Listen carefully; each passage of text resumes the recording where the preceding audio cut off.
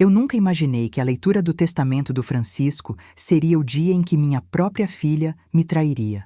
O escritório do Dr. Oliveira, no centro de Belo Horizonte, cheirava a mogno envernizado e livros antigos, o mesmo cheiro que sempre me tranquilizava quando Francisco me levava para resolver questões financeiras. Mas nada sobre aquela manhã de março me tranquilizava. As cadeiras de couro rangiam sob nosso peso nervoso, e o ar-condicionado zunia incessantemente, lutando contra o calor mineiro que já prometia um verão escaldante. A residência familiar e todos os bens associados na Rua dos Tupinambás, bairro Funcionários, Belo Horizonte, ficam para minha filha, Sofia Santos Ferreira. Sofia apertou a mão do marido Ricardo enquanto trocavam sorrisos, nem sequer tentando esconder a satisfação que brilhava em seus olhos.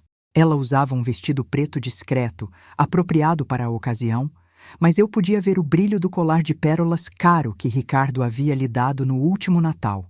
Mantive minha compostura, como sempre havia feito durante nossos 42 anos de casamento. As mãos entrelaçadas no colo, a postura ereta que minha mãe havia me ensinado décadas atrás. Francisco havia sido um homem prático, contador respeitado que havia construído sua reputação auditando empresas por todo o estado de Minas Gerais. Certamente havia feito provisões adequadas para mim também. O Dr. Oliveira, um homem magro de bigode grisalho que conhecia Francisco desde os tempos da faculdade na UFMG, pigarreou desconfortavelmente e continuou. E para minha esposa, Conceição Santos, deixo minha propriedade recentemente adquirida em Minas Gerais, próxima ao Parque Nacional da Serra da Canastra, no município de São Roque de Minas. O silêncio na sala era ensurdecedor.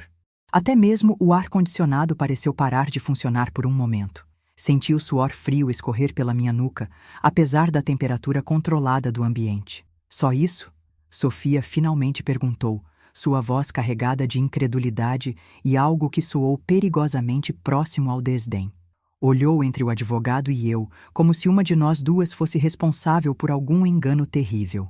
A propriedade inclui aproximadamente 50 hectares de terra e uma... O Dr. Oliveira ajustou os óculos de armação dourada, uma mania que eu lembrava dele ter desde que o conheci. Cabana que o Sr. Santos comprou há 5 anos, segundo os registros que tenho aqui. Lembro de sentir o peso de todos os olhares sobre mim. Ricardo me observava com aquela expressão que eu havia aprendido a temer, um misto de cálculo e desdém mal disfarçado. Sofia parecia genuinamente chocada, mas havia algo por trás de sua expressão que não consegui decifrar na época. Francisco nunca havia mencionado uma propriedade em Minas Gerais, nem uma vez em nossas 4 décadas juntos. Não uma palavra sobre a Serra da Canastra, sobre São Roque de Minas, sobre qualquer compra de terras rurais. A mamãe pode ficar conosco, é claro, Sofia anunciou com generosidade ensaiada, sua voz assumindo aquele tom doce que ela usava quando queria parecer magnânima diante dos outros. Apertou a mão de Ricardo como se buscasse confirmação, e ele acenou rigidamente, seu sorriso não chegando aos olhos pequenos e calculistas. Naturalmente, Ricardo concordou, mas havia uma frieza em sua voz que me fez tremer. Família é família. Dr. Oliveira pareceu aliviado com essa declaração, como se um peso tivesse saído de seus ombros. Terminou de ler os detalhes menores do testamento, algumas ações da Petrobras, uma pequena conta poupança, o seguro de vida que cobriria o funeral e deixaria um pouco para as despesas imediatas. Nada substancial. Nada que explicasse como Francisco havia conseguido comprar 50 hectares de terra em Minas Gerais sem meu conhecimento. Quando saímos do escritório para o calor abafado da tarde belo-horizontina, o trânsito da Rua da Bahia estava impossível como sempre. O cheiro de escapamento de ônibus se misturava com o aroma de pão de açúcar da padaria da esquina. Sofia e Ricardo sussurraram entre si enquanto caminhávamos até o estacionamento, suas cabeças juntas como conspiradores. Você sabia dessa propriedade, mãe? Sofia perguntou quando chegamos aos carros. Não, respondi honestamente. Seu pai nunca mencionou. Ricardo soltou um ruído que poderia ter sido uma risada ou um fungado de desprezo. Típico do Francisco, sempre cheio de surpresas. Havia algo na maneira como ele disse isso que me incomodou, mas não consegui identificar o que na época. 2 semanas depois, entendi a verdadeira natureza de sua generosidade. Havia sido relegada ao quarto de hóspedes daquela que já foi minha própria casa, a casa que Francisco e eu havíamos comprado como recém-casados, onde havíamos criado Sofia, onde cada cômodo guardava memórias de 4 décadas de vida conjunta. O quarto de hóspedes ficava no final do corredor, longe do quarto principal, onde Sofia e Ricardo agora dormiam na minha antiga cama. Era um espaço pequeno, decorado com móveis que havíamos colocado lá para visitas ocasionais. Uma cama de solteiro, uma mesinha de cabeceira, um guarda-roupa estreito que mal cabia minha roupa. Esperava-se que eu cozinhasse, afinal sempre fui uma boa cozinheira, famosa na família por meu frango com quiabo e meu doce de leite. Esperava-se que eu limpasse. A empregada havia sido dispensada para cortar custos, segundo Ricardo. E esperava-se que eu ficasse fora de vista quando eles recebiam visitas, especialmente as visitas de negócios de Ricardo, homens de terno caro que falavam em voz baixa sobre contratos e percentuais. Não era mais a senhora da casa, mas um apêndice inconveniente que eles haviam herdado junto com a propriedade. A transformação havia sido sutil no início. Pequenas mudanças que poderiam ter sido normais em qualquer casa onde uma nova família assume o controle. A decoração da sala foi trocada, meus quadros de paisagens mineiras substituídos por arte moderna abstrata que Ricardo dizia ser um investimento. Minha poltrona favorita, onde eu costumava fazer tricô assistindo à novela das 6, foi movida para um canto obscuro para dar lugar a um sofá de couro preto e angular. Os horários das refeições mudaram para se adequar à agenda de Ricardo. Jantávamos mais tarde agora, sempre formalmente na sala de jantar, onde eu servia pratos que Sofia raramente terminava, sempre de dieta, sempre preocupada com a aparência. Ricardo bebia vinho caro durante as refeições, taças de cristal que eu tinha que lavar cuidadosamente à mão porque eram delicadas demais para a lava-louças. As visitas se tornaram mais frequentes. Homens que eu não conhecia apareciam para reuniões de trabalho, que se estendiam pela noite. Eles se trancavam no escritório que costumava ser de Francisco, fumando charutos cubanos caros e falando sobre oportunidades e parcerias estratégicas. Eu não era apresentada a esses homens. Era esperado que eu permanecesse invisível, uma presença fantasmagórica que aparecia apenas para servir canapés e enchimentos de copos. Foi após um desses jantares, uma noite particularmente longa, com 6 convidados que falavam alto e riam mais alto ainda, que Ricardo me encurralou na cozinha. "Isso não está funcionando, Conceição", disse ele, girando o uísque escocês em um copo de cristal, o mesmo cristal Baccarat que Francisco e eu havíamos recebido como presente de casamento de seus pais. O líquido âmbar capturava a luz da luminária da cozinha, criando padrões dourados que dançavam nas paredes. "Estou tentando não atrapalhar", respondi, continuando a carregar a lava-louças com pratos que ainda traziam restos da refeição que eu havia passado o dia inteiro preparando. Camarão na moranga, lombo de porco com farofa de banana, torta de palmito, pratos sofisticados que Ricardo exigia para impressionar seus convidados. Isso não é suficiente. A voz de Ricardo endureceu, assumindo aquele tom que eu havia aprendido a associar com perigo. Ele deu alguns passos em minha direção, não chegando perto demais, mas o suficiente para que eu sentisse sua presença como uma ameaça. "Francisco sabia o que estava fazendo quando te deixou aquele lugar em Minas. Ele sabia que você era fraca demais para se virar sozinha depois que ele se fosse." Endireitei-me, o pano de prato ainda na mão, sentindo uma faísca de algo que poderia ter sido raiva ou orgulho ferido. "Com licença?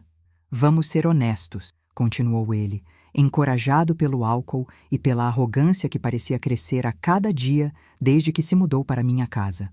"Você foi dependente a vida inteira, uma dona de casa. Nunca pagou uma conta, nunca teve um emprego de verdade, nunca tomou uma decisão financeira importante. Francisco te carregou por 42 anos como se você fosse uma criança, e agora esperam que nós façamos o mesmo." As palavras me atingiram como tapas físicos. Cada uma delas encontrou seu alvo com precisão cirúrgica, tocando em inseguranças que eu nem sabia que tinha. Era verdade que Francisco sempre havia cuidado das finanças. Era verdade que eu nunca havia trabalhado fora de casa, que havia dedicado minha vida a ser esposa e mãe. Mas havia algo na maneira como Ricardo dizia isso, como se minha vida de dedicação à família fosse algo vergonhoso, algo que me tornava menos que humana. Antes que eu pudesse responder, antes que pudesse encontrar palavras para defender a vida que havia escolhido viver, Sofia entrou na cozinha. Meu coração se encheu de esperança. Certamente minha filha me defenderia contra a crueldade gratuita do marido. Olhei para minha filha, esperando ver indignação em seus olhos, esperando que ela repreendesse Ricardo por falar comigo daquela maneira.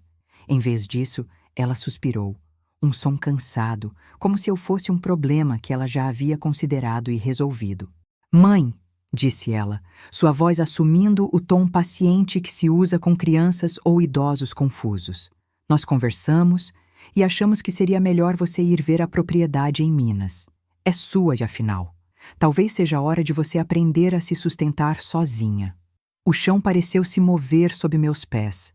Minha própria filha, a menina que eu havia embalado durante noites de febre, que eu havia ensinado a andar e a ler, que eu havia consolado durante desgostos adolescentes, estava me descartando com a mesma frieza casual com que se descarta uma mobília fora de moda. "Sofia", consegui sussurrar, "você não pode estar falando sério. É para o seu próprio bem, mãe", ela disse, mas não conseguiu me olhar nos olhos. "Você precisa ser independente. Não pode ficar dependendo dos outros para o resto da vida." Ricardo sorriu atrás dela, uma expressão de triunfo que não se deu ao trabalho de esconder. Naquele momento, entendi que essa conversa não havia sido espontânea. Eles haviam planejado isso, discutido meu destino como se eu fosse um problema logístico a ser resolvido. Na manhã seguinte, encontrei minhas malas no corredor. Não as malas boas, de couro, que Francisco e eu usávamos para viagens. Essas eram antigas, de quando Sofia era adolescente e ia para acampamentos de verão. Elas estavam arrumadas com eficiência militar, minha roupa dobrada com precisão, meus poucos objetos pessoais acomodados nos cantos. Alguém havia passado pela casa durante a noite, coletando meus pertences como se eu já fosse uma morta cujos bens precisavam ser organizados. Ricardo nem sequer tentou esconder sua satisfação quando apareceu no corredor, já vestido para o trabalho em um de seus ternos caros. Segurava um envelope amarelo nas mãos, o tipo usado para documentos importantes. "Não volte até descobrir como se sustentar", disse ele, estendendo o envelope como se fosse um favor que estava me fazendo. "Não estamos administrando uma instituição de caridade aqui." Dentro do envelope, encontrei direções para a propriedade, impressas do Google Maps em papel comum. Uma chave dourada, que parecia antiga. E R$ 300 em dinheiro, para emergências, segundo uma nota de Sofia. R$ 300, para recomeçar uma vida aos 68 anos de idade. Sofia apareceu quando eu estava carregando as malas para o carro. Ela usava um roupão de seda rosa, um presente caro de Ricardo, e seus cabelos estavam presos em um coque relaxado, que conseguia parecer tanto elegante quanto desleixado. "Mãe", disse ela, me abraçando rigidamente, como se estivesse cumprindo um protocolo social obrigatório. O abraço durou exatamente 3 segundos antes que ela se afastasse. "É para o seu próprio bem. Você vai ver. Você precisa ser independente." Suas palavras soaram ensaiadas, como se ela tivesse praticado no espelho. Não havia lágrimas em seus olhos. Não havia hesitação em sua voz. Era como se ela estivesse me despachando para um curso de férias, não me exilando da única casa que eu havia conhecido por décadas. "Sofia", tentei uma última vez. "Eu sou sua mãe. E eu te amo", ela respondeu automaticamente, mas as palavras soaram ocas. "É por isso que estou fazendo isso." E assim, aos 68 anos de idade, depois de 42 anos de casamento e 25 anos como viúva do mesmo homem, eu estava sem teto. Carreguei meus pertences no carro, um Fiat Palio sedã branco que Francisco havia comprado para mim 3 anos antes de morrer. Era um carro modesto, econômico, perfeito para uma viúva que supostamente usaria apenas para idas ao supermercado e à farmácia. Nunca imaginei que se tornaria meu lar temporário, carregando tudo que me restava no mundo em seu porta-malas pequeno. Antes de partir, fiz uma última volta pela casa. Cada cômodo guardava memórias que agora pareciam pertencer a outra vida. A sala de estar onde Francisco e eu assistíamos ao Jornal Nacional todas as noites. A cozinha onde eu havia preparado milhares de refeições ao longo dos anos. O quarto principal, onde havíamos dormido lado a lado por décadas, onde ele havia morrido em meus braços durante aquela madrugada terrível de janeiro. Sofia e Ricardo já haviam começado a apagar minha presença da casa. As fotos de família na estante da sala haviam sido reorganizadas, com as imagens onde eu aparecia movidas para posições menos proeminentes. Minha cadeira no escritório havia sido removida. Era como se eu já estivesse sendo editada para fora da história da família. Comecei a longa viagem de Belo Horizonte para a propriedade remota próxima à Serra da Canastra às 6 da manhã, quando o trânsito ainda estava relativamente calmo. A cidade despertava lentamente ao meu redor, padeiros abrindo suas lojas, trabalhadores esperando o ônibus nos pontos. A luz dourada do amanhecer pintando os prédios do centro em tons dourados. Lágrimas embaçaram minha visão pelos primeiros 100 quilômetros. Como Francisco pôde me deixar tão vulnerável? Como havia sido capaz de morrer sem me preparar para viver sozinha? Como minha própria filha pôde me descartar tão facilmente, como se eu fosse um móvel fora de moda que estava atrapalhando a decoração? As perguntas se repetiam em minha mente enquanto eu dirigia, o som do rádio, uma estação de música sertaneja que Francisco sempre gostava, fornecendo uma trilha sonora melancólica para minha jornada. Sucessos de Milionário e José Rico, duplas que ele costumava cantar no chuveiro, agora soavam como lamentos fúnebres. A viagem deveria levar cerca de 6 horas, segundo o GPS do carro, mas acabou durando quase 9. Parei várias vezes, em postos de gasolina onde comprei água e biscoitos, em lanchonetes de beira de estrada onde tentei comer alguma coisa e descobri que não tinha apetite, em mirantes onde esticar as pernas e contemplar a paisagem mineira que se estendia até o horizonte. Minas Gerais se desdobrava ao meu redor em toda sua vastidão rural. Cidades pequenas com nomes que soavam como poesia, Sacramento, Delfinópolis, Passos. Campos de milho e soja se alternavam com pastagens onde o gado zebu mastigava placidamente sob o sol forte. Montanhas azuis se erguiam no horizonte, prometendo a frescura da altitude. Conforme me aproximava do destino final, as estradas se tornaram menores e mais acidentadas. A rodovia asfaltada deu lugar a estradas estaduais, depois a estradas municipais, finalmente a caminhos de terra que serpenteavam pelas montanhas como cicatrizes vermelhas na paisagem verde. Os últimos 30 minutos foram os mais difíceis, estradas de terra que desafiavam os amortecedores do pequeno Palio, subindo constantemente através de uma paisagem que se tornava mais selvagem a cada quilômetro. A cada curva, meu coração ficava mais pesado. O que me aguardava no final dessa jornada?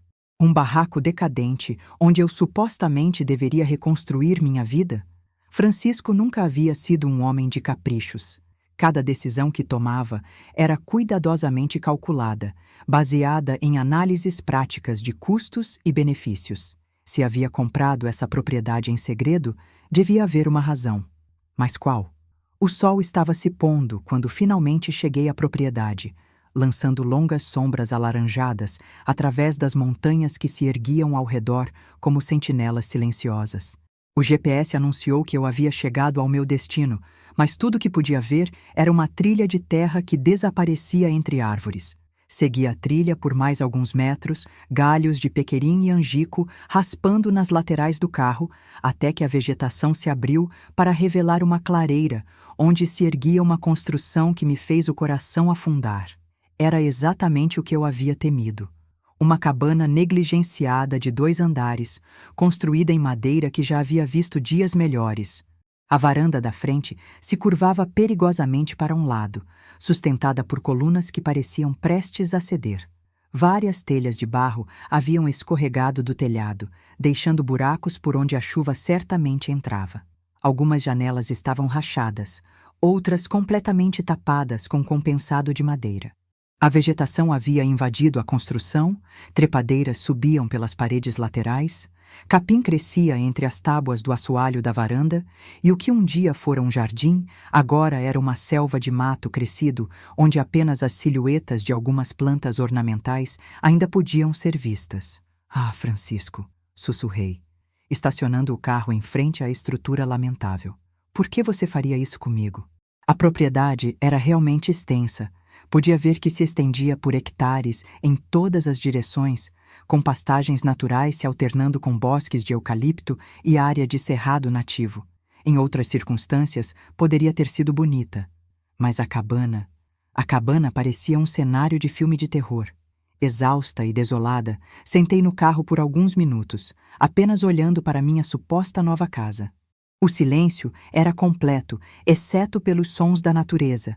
Grilos começando sua sinfonia noturna, o farfalhar de pequenos animais na mata, o som distante de água corrente que sugeria um riacho em algum lugar nas proximidades. Não havia vizinhos à vista. Não havia sinais de civilização além da cabana em ruínas. Estava completamente sozinha, no meio do nada, aos 68 anos de idade, com R$ 300 no bolso e nenhuma ideia de como sobreviver. Por um momento, considerei dar meia volta e dirigir de volta para Belo Horizonte. Implorar perdão a Ricardo e Sofia, aceitar qualquer condição que quisessem impor, apenas para ter um teto sobre a cabeça. Mas então lembrei do sorriso triunfante de Ricardo, da frieza nos olhos de Sofia, e soube que não havia volta. Esta cabana em ruínas era tudo o que me restava no mundo. Reuni minha coragem e me aproximei da porta da frente. A madeira estava inchada com a umidade, e a tinta descascava em placas grandes que crujiam sob meus passos. A chave que Ricardo havia me dado era pesada em minha mão, obviamente antiga, com a pátina dourada que vem de décadas de uso. A fechadura era igualmente antiga, mas sólida. A chave girou com dificuldade, rangendo em protestos metálicos. As dobradiças da porta gemeram quando a empurrei, um som que parecia ecoar através dos anos de abandono.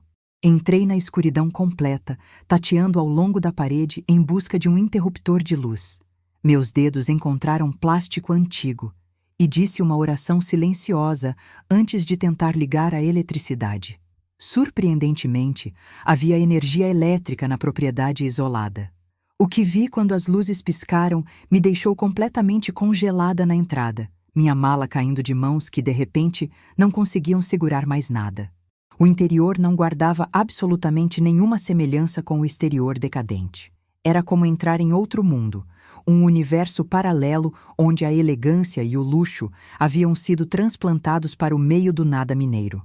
À minha frente se estendia uma sala de estar espaçosa e impecavelmente decorada, com móveis modernos dispostos com o bom gosto de um decorador profissional. O piso era de madeira nobre, mogno, pelo que eu podia ver, coberto com tapetes persas autênticos que deviam ter custado uma fortuna. O sofá era de couro italiano, cor creme, disposto em formato de L, ao redor de uma mesa de centro de vidro temperado. Nas paredes, quadros de artistas que eu não reconhecia, mas que obviamente eram caros, iluminados por spots direcionados que criavam uma atmosfera de galeria de arte. À direita, podia ver uma cozinha que pertencia mais a uma revista de decoração do que a uma cabana rural. Eletrodomésticos de aço inoxidável brilhavam sob a iluminação embutida. Um fogão profissional de 6 bocas, uma geladeira duplex enorme, um forno elétrico que parecia capaz de alimentar um restaurante. As bancadas eram de granito preto com veios dourados, e os armários eram de madeira escura com ferragens que pareciam feitas à mão.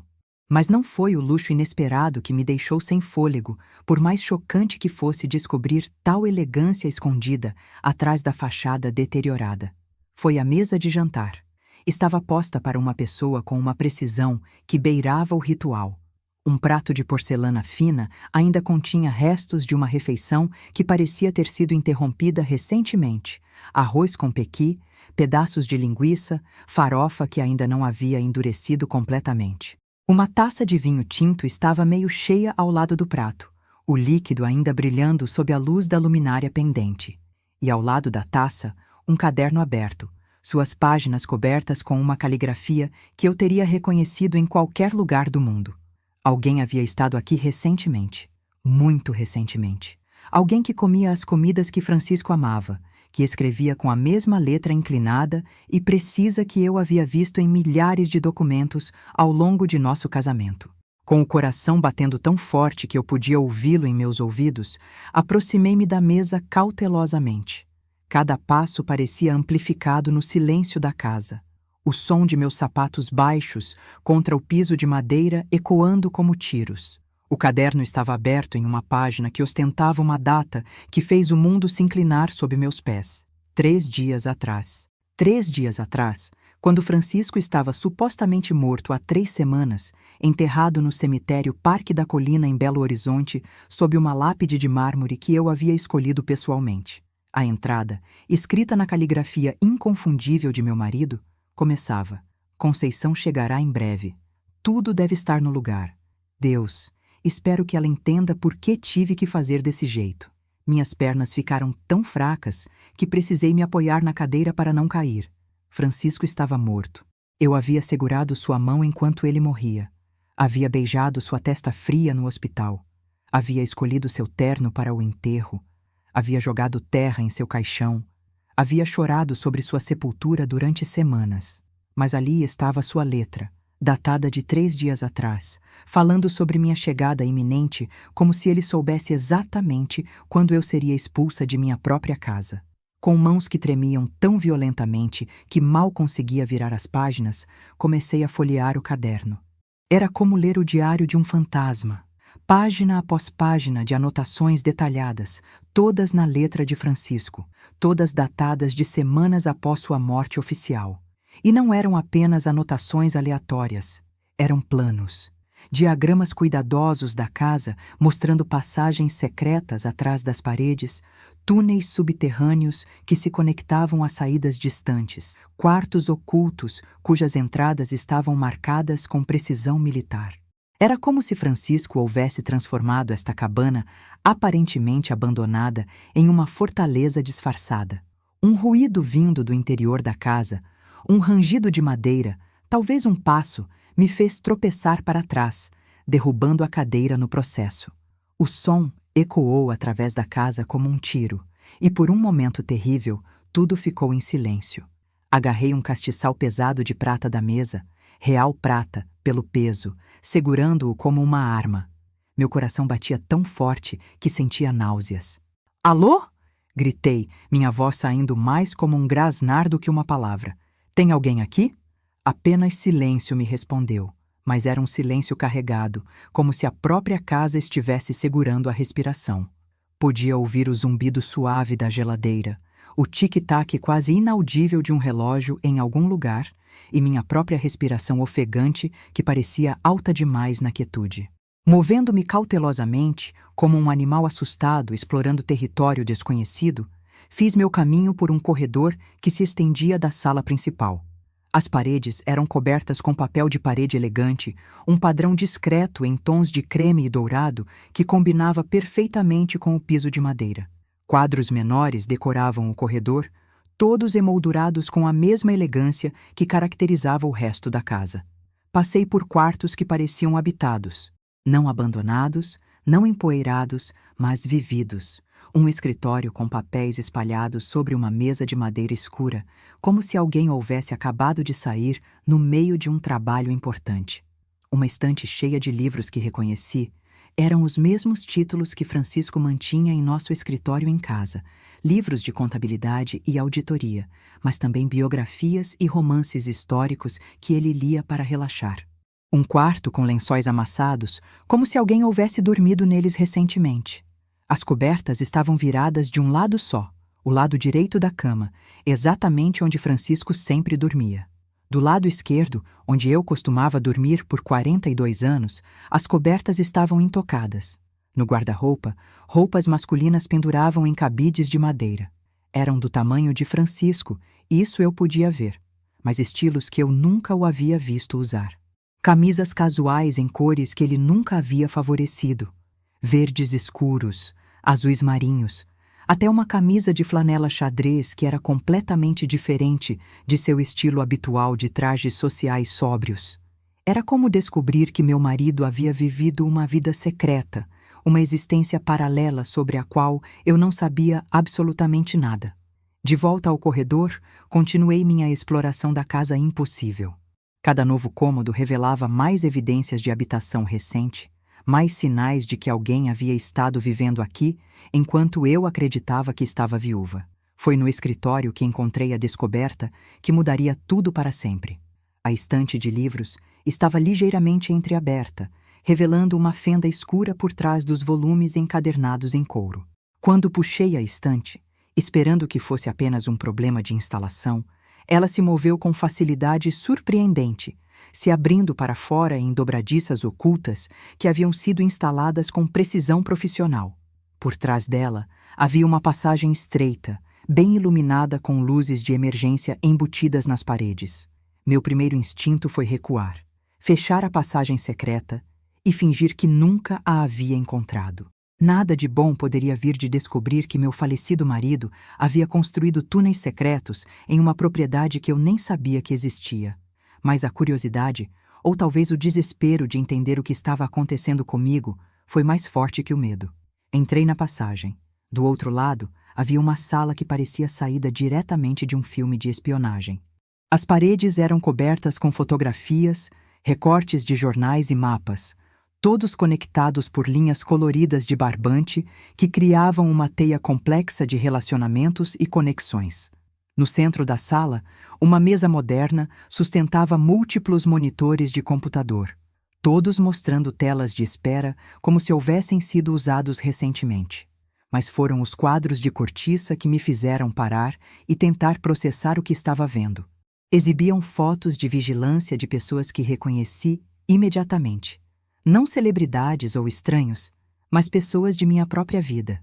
Havia fotos de políticos que apareciam regularmente no jornal local, empresários que eu havia visto em eventos sociais em Belo Horizonte, até mesmo o prefeito da cidade, todos fotografados em situações que claramente não sabiam estar sendo documentadas, e em posição de destaque, ocupando todo um quadro, dezenas de fotografias de Ricardo.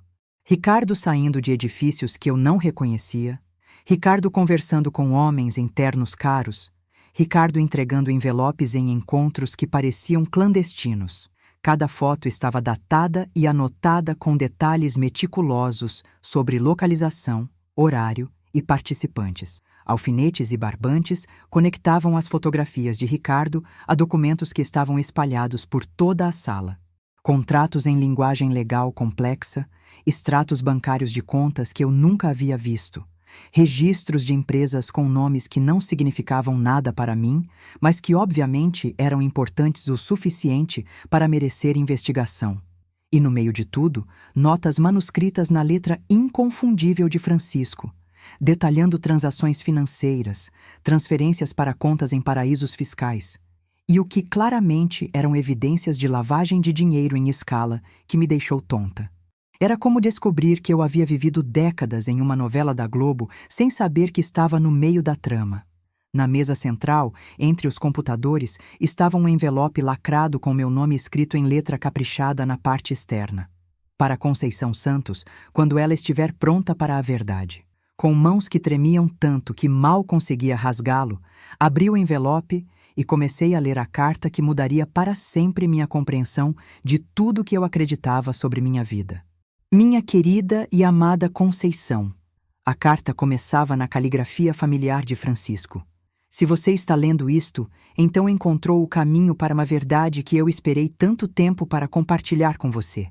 Sei que deve estar confusa, assustada, talvez até furiosa comigo.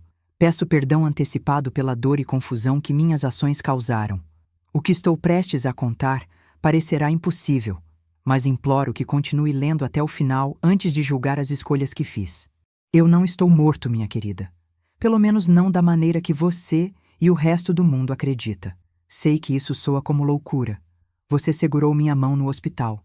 Você beijou minha testa no funeral. Você chorou sobre minha sepultura. Mas tudo que você presenciou foi cuidadosamente orquestrado para protegê-la. E para me proteger de forças que descobri serem muito mais perigosas do que jamais imaginei. Há 5 anos, Enquanto conduzia uma auditoria aparentemente rotineira para a Ferreira Construções, a empresa de Ricardo, como você deve estar percebendo agora, descobri irregularidades que, a princípio, pareciam ser simples erros contábeis, valores que não batiam, transferências que não faziam sentido, contas que existiam no papel, mas não na realidade. Como você sabe, sempre fui um homem meticuloso.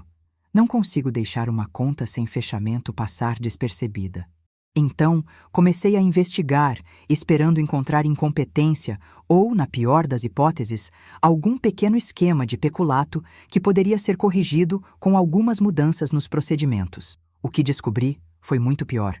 Ricardo estava no centro de uma conspiração de corrupção que envolvia não apenas sua empresa de construção, mas uma rede inteira de funcionários públicos, políticos eleitos, juízes e executivos de outras empresas. Eles estavam lavando dinheiro através de contratos públicos inflacionados, desviando verbas destinadas à construção de hospitais, escolas, estradas, milhões de reais que deveriam ter melhorado a vida de pessoas comuns em Minas Gerais, mas que, em vez disso, estavam sendo canalizados para contas pessoais em paraísos fiscais. Cada obra pública que Ricardo vencia, através de licitação, era uma oportunidade de roubo. Os custos reais das construções eram uma fração do que ele cobrava do governo. A diferença desaparecia através de uma complexa rede de empresas de fachada, transferências internacionais e investimentos que existiam apenas no papel. E o mais devastador de tudo, nossa própria filha, Sofia, não apenas sabia do esquema de seu marido, mas era uma participante ativa nele. Sei que isso deve ser impossível de aceitar. A Sofia que criamos, nossa menina inteligente e ambiciosa que sempre quis fazer a diferença no mundo, havia se tornado parte de uma operação criminosa que prejudicava exatamente as pessoas que ela uma vez quis ajudar. Mas as evidências são incontestáveis. Durante meses, documentei encontros secretos entre Sofia e associados de Ricardo, transferências bancárias de suas contas pessoais para empresas de fachada, até mesmo gravações de conversas onde ela discutia como gerenciar problemas legais potenciais. Nossa filha escolheu dinheiro sobre moralidade há muito tempo, Conceição. E quando comecei a me aproximar demais da verdade, ela escolheu salvar a própria pele sobre salvar a vida de seu pai. Quando percebi que havia descoberto algo grande demais para ser tratado através dos canais normais, comecei discretamente a reunir evidências mais abrangentes. Comprei esta propriedade como uma base de operações secreta, disfarçando-a como uma cabana abandonada para desencorajar visitantes curiosos. Aqui, longe dos olhos e ouvidos de Belo Horizonte, compilei dossiês detalhados sobre todos os envolvidos na conspiração. Mas eles começaram a suspeitar. Nossa casa foi grampeada, encontrei os dispositivos escondidos em lugares que apenas alguém com acesso íntimo poderia ter colocado.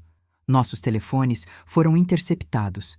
Comecei a notar carros me seguindo quando saía para encontros com fontes potenciais. 3 meses atrás, através de contatos que desenvolvi durante décadas como contador, soube que Ricardo e seus associados haviam decidido que eu representava uma ameaça que precisava ser eliminada permanentemente. A decisão não havia sido tomada de ânimo leve. Eu era, afinal, o pai da esposa de Ricardo. Mas os riscos financeiros eram grandes demais, e eles haviam chegado à conclusão de que não podiam me permitir continuar vivendo com o conhecimento que eu havia adquirido. Sofia havia concordado com a decisão. Nossa própria filha havia assinado minha sentença de morte, Conceição. Naquele momento, percebi que tinha apenas 2 opções: morrer ou desaparecer. Escolhi a segunda, mas para fazê-la funcionar, todos, incluindo você, precisavam acreditar que eu havia realmente morrido. O ataque cardíaco foi encenado com a ajuda de contatos que desenvolvi durante minha investigação, pessoas no sistema de saúde e aplicação da lei que estavam tão horrorizadas com a corrupção que descobrimos quanto eu estava. O corpo no caixão durante o funeral era um dublê, um homem de construção similar que havia morrido de causas naturais e cuja família concordou em nos ajudar em troca de compensação financeira que cobriria suas dívidas médicas. Sei que soa como algo saído de um filme, Mas às vezes, a realidade é mais estranha que a ficção. Por que não te contei a verdade desde o início? Por que te deixei sofrer a dor da perda quando poderia ter te poupado dessa agonia? Porque sua dor tinha que ser genuína, minha querida. Se você soubesse que eu estava vivo, se tivesse agido de maneira diferente após minha morte, eles teriam suspeitado imediatamente. Sua verdadeira agonia, suas lágrimas reais, sua solidão autêntica eram a única coisa que os convencia de que eu estava realmente morto e que você não representava uma ameaça. Observá-la sofrer foi a coisa mais difícil que já fiz em minha vida. Cada noite, sentado nesta casa vazia, assistindo através de câmeras de segurança quando você visitava minha sepultura, quando você chorava no escritório olhando nossas fotografias antigas, quando você se movia pela casa como uma alma perdida, cada momento de sua dor era como um punhal no meu coração, mas era necessário para mantê-la segura. Então por que você está aqui agora? Por que finalmente revelar a verdade? Porque soube que Ricardo e Sofia eventualmente encontrariam uma maneira de se livrar de você também. Ricardo sempre ressentiu sua presença em nossa casa. Sempre viu você como um lembrete inconveniente de uma vida que ele queria que Sofia deixasse para trás. E Sofia? Nossa filha havia se tornado alguém capaz de sacrificar qualquer um que representasse um risco para seu estilo de vida luxuoso. O testamento foi construído cuidadosamente para forçá-los a mostrar suas verdadeiras cores. Sabia que Ricardo ficaria furioso com a ideia de ter que sustentá-la, que encontraria uma maneira de convencê-la a vir para cá. E uma vez que você descobrisse esta casa, descobriria a verdade sobre tudo.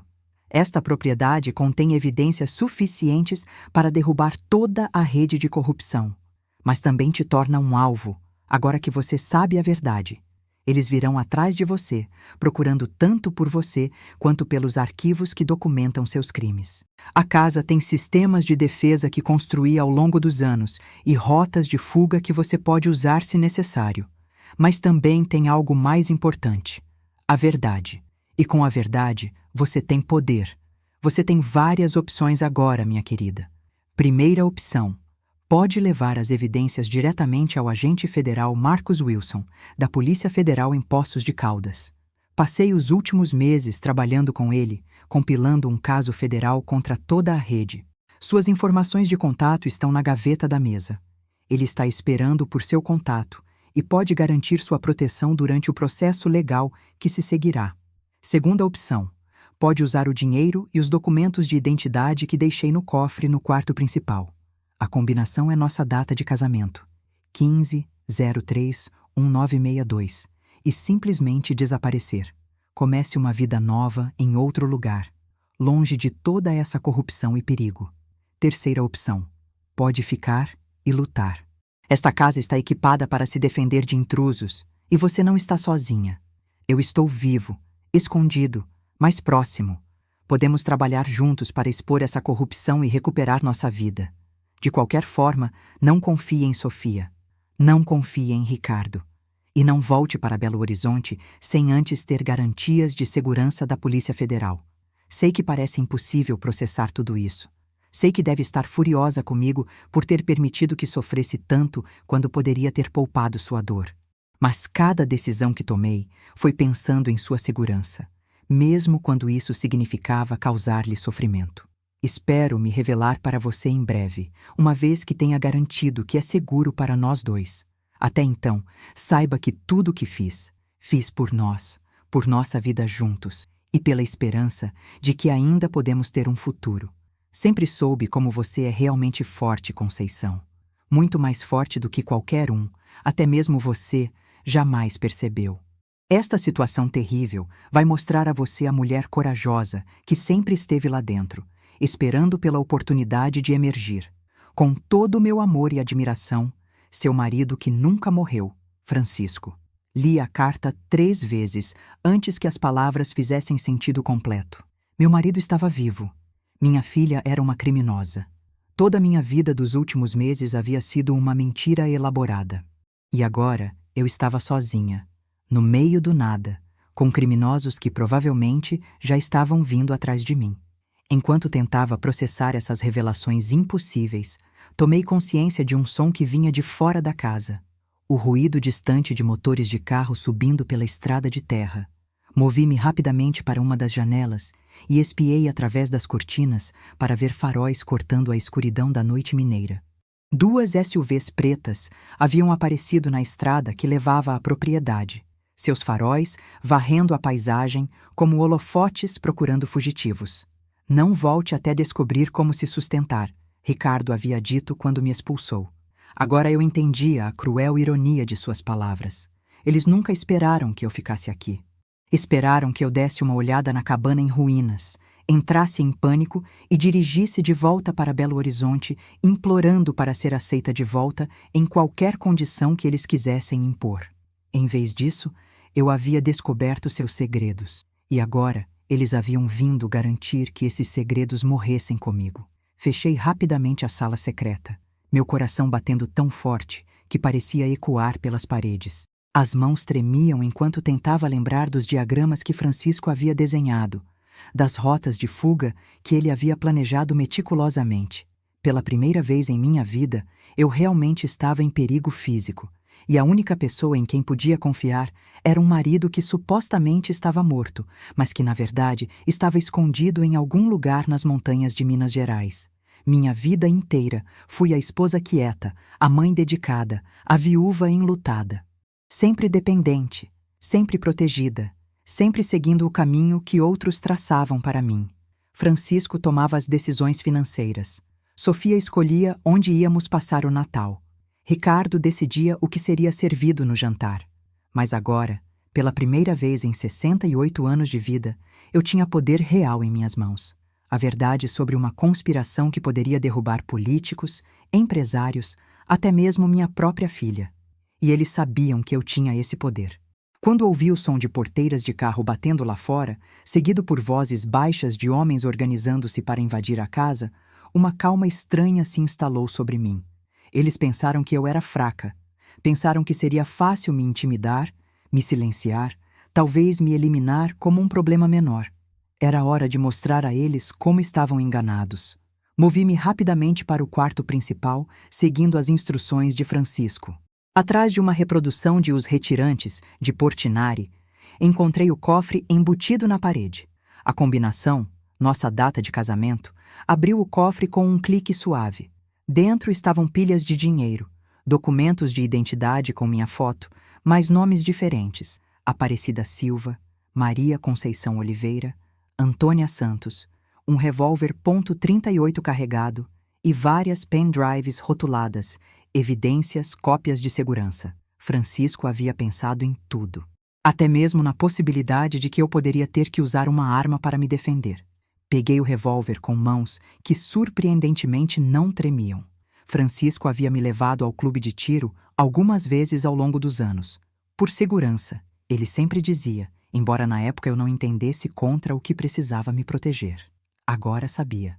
Com a mochila carregada com dinheiro, documentos e evidências, deslizei para uma das passagens secretas que Francisco havia mapeado em seus diagramas. A entrada ficava atrás do guarda-roupa do quarto principal, disfarçada tão perfeitamente que era impossível detectar a menos que soubesse exatamente onde procurar.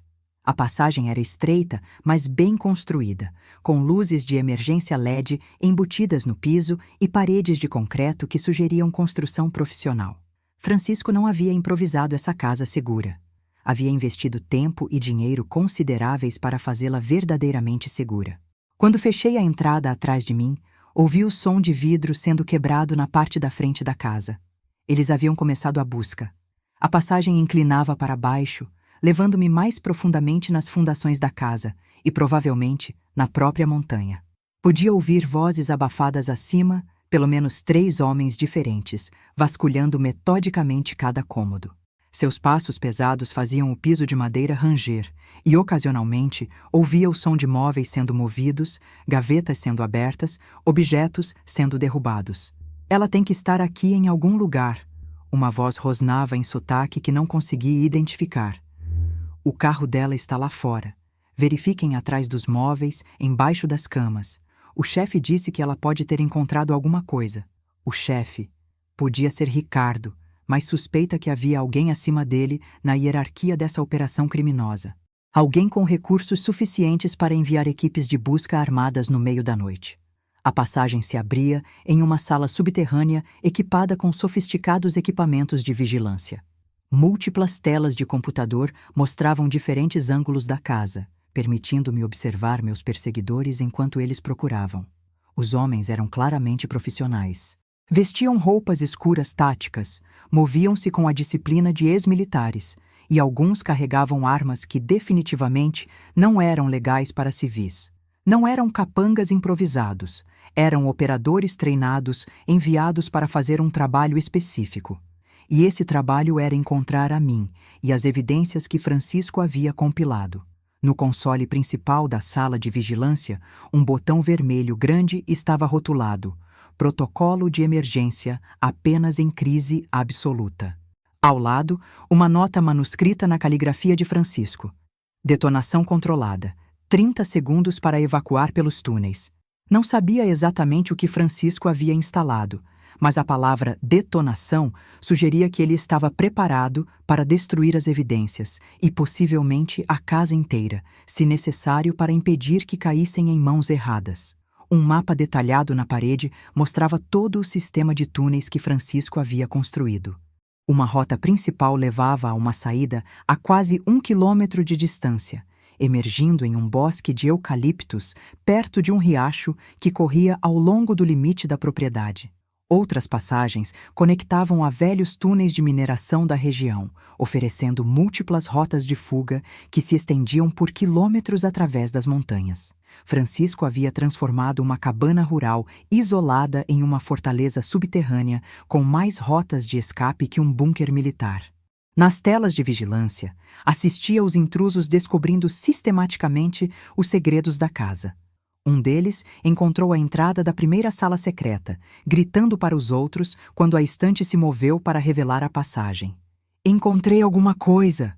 gritou, e os outros convergiram rapidamente. Assisti enquanto eles vasculharam as evidências que Francisco havia compilado tão cuidadosamente. Fotografias, documentos, discos rígidos, tudo sendo recolhido em sacos enquanto eles comunicavam suas descobertas para alguém por rádio. "Isso é tudo", disse o líder da equipe, um homem calvo com cicatriz no rosto que parecia estar no comando. "Temos todos os arquivos físicos." "E a velha?" perguntou o outro, homem mais jovem com tatuagens visíveis nos braços. "Ela está aqui em algum lugar. Encontrem ela, depois queimem tudo." Meu sangue gelou. Não estavam apenas atrás das evidências. Planeavam destruir a casa comigo dentro se fosse necessário. Foi nesse momento que tomei uma decisão que mudaria o resto de minha vida. Por 68 anos, havia sido uma mulher que reagia aos eventos ao invés de criá-los. Havia me casado com Francisco porque ele pediu. Havia me tornado dona de casa porque era esperado. Havia aceito o testamento sem questionar porque não sabia que tinha escolha. Havia deixado Ricardo e Sofia me expulsarem porque não conseguia imaginar uma alternativa.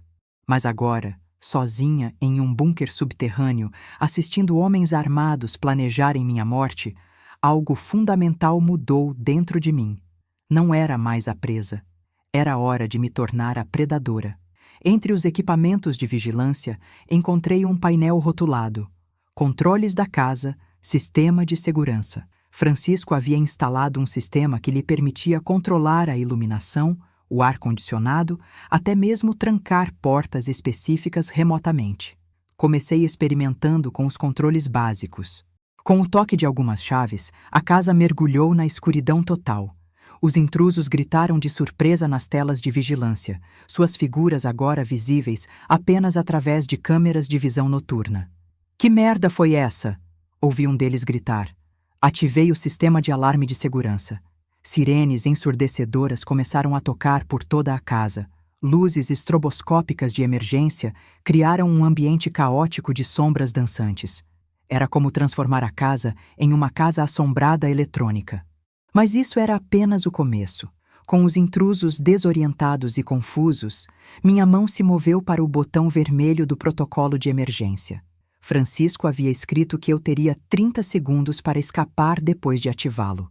Não sabia exatamente o que aconteceria, mas confiava que meu marido, supostamente morto, havia planejado algo eficaz. Respirei fundo, peguei a mochila com as evidências e pressionei o botão.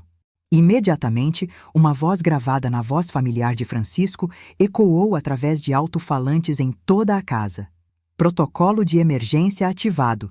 Demolição controlada em 30 segundos. Todas as pessoas devem evacuar imediatamente. Não esperei para ver a reação dos intrusos. Corri para a entrada do túnel de fuga principal, seguindo as setas luminosas que Francisco havia instalado no piso.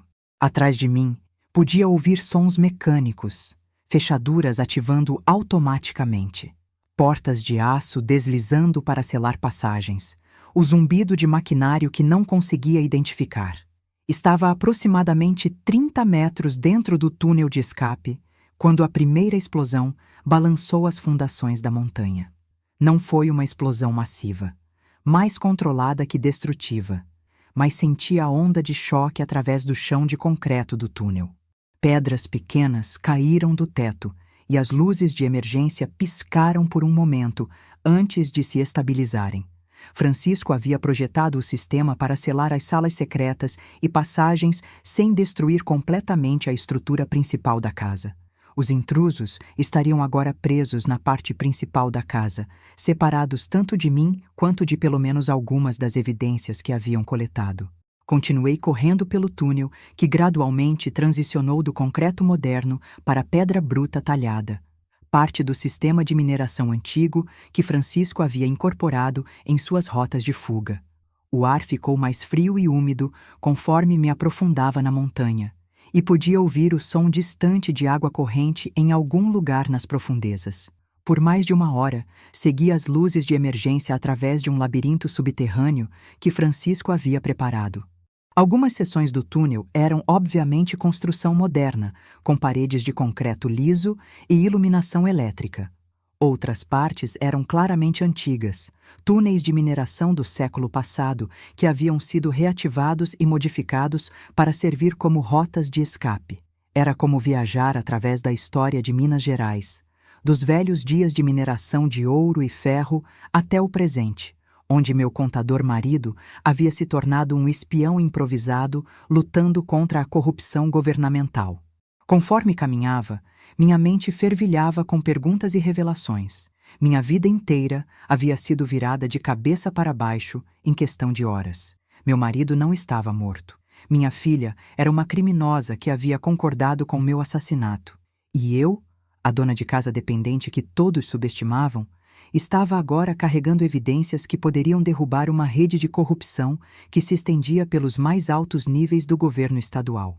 A transformação era tão radical que quase não conseguia acreditar que era a mesma pessoa que havia sido expulsa de casa apenas alguns dias atrás. Quando finalmente emergi do túnel de saída, me encontrei em uma encosta arborizada com vista panorâmica para a propriedade de Francisco e o vale além. No ar claro da montanha, podia ver luzes piscando à distância, bombeiros ou polícia respondendo à explosão, provavelmente alertados por moradores locais que ouviram o barulho. A cabana parecia intacta de fora, embora soubesse que seus segredos estavam agora permanentemente selados. Fumaça clara subia da chaminé, criando a ilusão de normalidade doméstica que mascarava a batalha tecnológica que havia acabado de acontecer em suas profundezas. Não tinha como saber se os intrusos haviam escapado, ou se estavam presos dentro da casa, ou se tinham conseguido sair com alguma parte das evidências.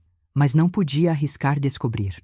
Segundo o mapa de Francisco, havia uma cabana de caçador abandonada a aproximadamente 3 quilômetros ao norte que ele havia marcado como ponto seguro secundário.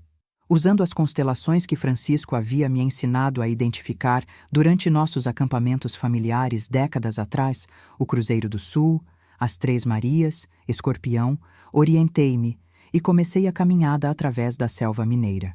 A noite da Serra da Canastra me envolveu em sua vastidão primitiva. Acima, um manto de estrelas se estendia de horizonte a horizonte, mais brilhante e mais denso do que qualquer coisa que eu já havia visto da cidade. As silhuetas das montanhas se erguiam contra o céu como sentinelas adormecidas, e por toda parte havia os sons da vida selvagem, grilos, corujas, o farfalhar de pequenos animais na mata, o uivo distante de algum predador que preferi não identificar. Em outras circunstâncias, poderia ter achado a paisagem noturna bonita, até mesmo inspiradora. Mas caminhando sozinha através de terreno desconhecido, aos 68 anos, carregando evidências que tornavam minha vida valer menos que nada para pessoas poderosas, a vastidão da natureza parecia mais ameaçadora que majestosa. A cada passo, pensava nas palavras cruéis de Ricardo quando me expulsou de casa. Você é fraca demais para se virar sozinha. Na época, eu havia acreditado nele. Depois de décadas de dependência confortável, depois de uma vida inteira deixando outros tomarem as decisões importantes, eu genuinamente acreditava que não tinha a força ou as habilidades necessárias para sobreviver sozinha. Mas com cada quilômetro que percorria através da selva, algo há muito adormecido despertava dentro de mim. Não era apenas determinação ou raiva, embora ambos estivessem presentes. Era uma espécie de despertar fundamental da mulher que eu poderia ter sido se nunca tivesse aceito as limitações que outros haviam colocado sobre mim. Meus pés logo ficaram bolhados dentro dos sapatos inadequados para a trilha. Meus músculos, não acostumados a exercício mais vigoroso que caminhadas ocasionais no parque, protestaram contra cada subida íngreme e descida rochosa. Meus pulmões ardiam com o ar rarefeito da altitude e várias vezes tive que parar para descansar e recuperar o fôlego. Mas continuei caminhando, porque a alternativa, ser capturada pelos homens de Ricardo, ou pior, morrer sozinha na selva, era impensável. Quando finalmente cheguei à cabana de caçador que Francisco havia marcado em seu mapa, estava fisicamente exausta, mas mentalmente mais alerta e focada do que havia me sentido em anos. Meu corpo doía, mas minha mente estava cristalina. A cabana era pequena e rústica, construída décadas atrás por caçadores locais e mantida como um abrigo de emergência para qualquer um perdido nas montanhas. Dentro, encontrei provisões básicas que pareciam ter sido reabastecidas recentemente. Água engarrafada, comida enlatada, um kit de primeiros socorros, cobertores limpos e, crucialmente, um telefone via satélite com bateria carregada. Francisco havia planejado para essa contingência também. O telefone tinha apenas um número programado na memória. Com dedos que tremiam mais de cansaço que de medo, disquei e esperei. O telefone tocou 3 vezes no vazio da noite antes de alguém atender. Protocolo de segurança, uma voz masculina exigiu. Lembrei da frase que Francisco havia escrito na carta. Sabiá laranjeira à meia-noite. Uma pausa longa. Depois, Conceição? Meu Deus, é você mesmo? A voz era mais velha e cansada do que eu lembrava, desgastada por meses de estresse e isolamento. Mas era inconfundivelmente Francisco. Francisco, consegui sussurrar através das lágrimas que de repente torraram dos meus olhos. Você está realmente vivo. Graças a Deus, meu marido supostamente morto suspirou, e pude ouvir sua própria emoção através da conexão por satélite. Estava tão preocupado. Vi as explosões da casa, as luzes de emergência. Você está ferida? Conseguiu escapar? As lágrimas vinham agora sem controle. Lágrimas de alívio, de raiva, de alegria, de puro esgotamento emocional. Durante meses eu havia lamentado este homem, havia visitado sua sepultura, havia conversado com sua fotografia como uma viúva enlutada. E agora sua voz estava viva em meus ouvidos, real e presente, e preocupada com meu bem-estar. Estou viva, disse através dos soluços, sem agradecer à nossa filha e ao genro. Eu sei, Conceição, sinto muito, por tudo. Pela dor que causei, pelas mentiras, por te colocar em perigo. Onde você está agora? Na cabana de caçador que você marcou no mapa. Francisco, eles vieram atrás de mim, homens com armas, profissionais. Eu estava temendo isso. Sua voz endureceu com raiva controlada. Assim que souberam que você havia encontrado a casa, sabiam que você representava uma ameaça. Você ativou o protocolo de emergência? Sim. Não sei se eles escaparam ou se ficaram presos, mas havia pelo menos 3 deles. Talvez mais esperando lá fora. Você fez a coisa certa. Conceição, escute com atenção. Você não pode ficar aí por muito tempo. Eles terão equipes de busca vasculhando toda a área pela manhã. No quarto da cabana, debaixo do colchão da cama, há um dispositivo de rastreamento via satélite. Ative-o e posso ter alguém para te buscar em menos de 6 horas. Deveria ter me sentido aliviada com a perspectiva de resgate. Deveria ter aceito imediatamente sua oferta de me tirar dessa situação impossível. Em vez disso, senti uma estranha clareza se instalando sobre mim. Não, disse com uma firmeza que me surpreendeu. O que você quer dizer, não?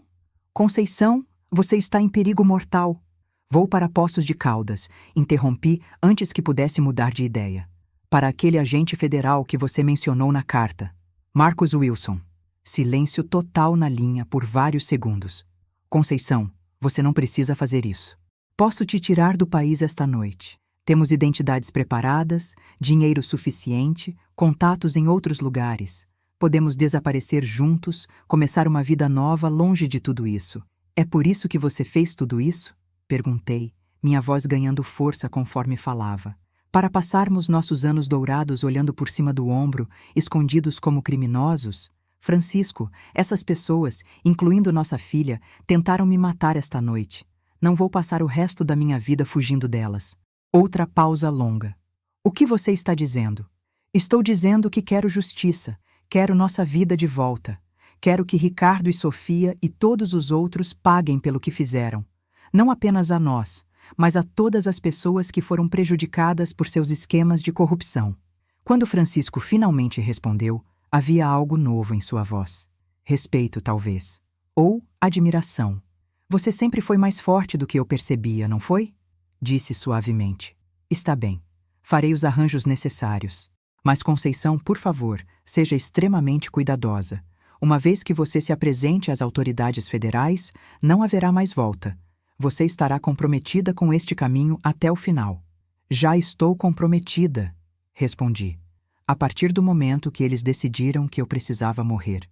Quando terminei a chamada, sentei na pequena cabana cercada pela vastidão da selva mineira. Quilômetros de distância da civilização, sozinha, exceto pelos sons noturnos dos animais selvagens, eu me senti mais poderosa e mais centrada do que havia me sentido em toda a minha vida. Ricardo me havia expulsado, acreditando que eu quebraria sob a pressão, que voltaria implorando para ser aceita de volta em qualquer condição que ele quisesse impor.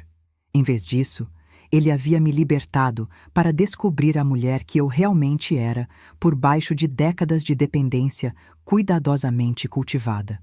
Francisco havia fingido estar morto para me proteger, mas no processo havia me forçado a enfrentar minha própria força de maneiras que nunca teria descoberto se ele tivesse permanecido vivo e cuidando de mim. E Sofia, minha filha, havia escolhido me trair em favor de dinheiro e segurança, mas inadvertidamente me havia dado o maior presente de todos, a motivação para lutar por algo maior que meu próprio conforto. Pela manhã, começaria minha jornada para Poços de Caldas. Não como uma vítima buscando ajuda, mas como uma mulher de 68 anos carregando as armas que poderiam destruir uma rede de corrupção que se estendia pelos mais altos níveis do governo. Que viessem atrás de mim. Esta vez, eu estaria pronta. O amanhecer rompeu sobre as montanhas da Serra da Canastra em tons de rosa e dourado, que pareciam pintados especificamente para marcar o início de minha nova vida. Havia dormido apenas algumas horas no catre estreito da cabana, despertando a cada som da floresta. Corujas, grilos, o farfalhar de pequenos roedores, o uivo distante de macacos prego saudando o sol nascente. Cada ruído me mantinha alerta, nunca sabendo se poderia ser outro time de busca se aproximando.